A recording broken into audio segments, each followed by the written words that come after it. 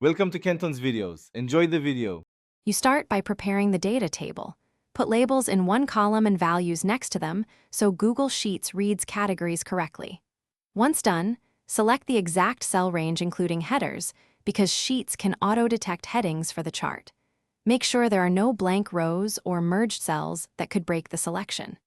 This first step ensures the chart will represent percentages correctly and keeps ongoing edits simple, so you don't have to rebuild the chart later.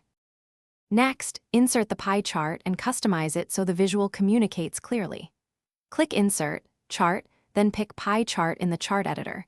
Confirm the data range and that labels are assigned to the category column. Use the Customize tab to show percentages, change slice colors, and set the legend position for readability.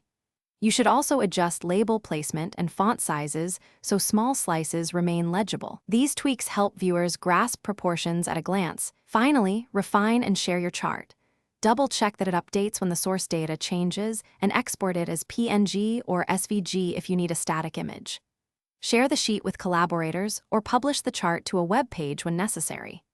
If something goes wrong, like slices showing 0 or missing, inspect the data range, numeric formatting, and any hidden rows.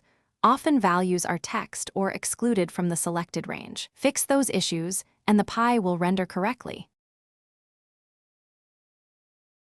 Thanks for watching. Consider subscribing if we helped you.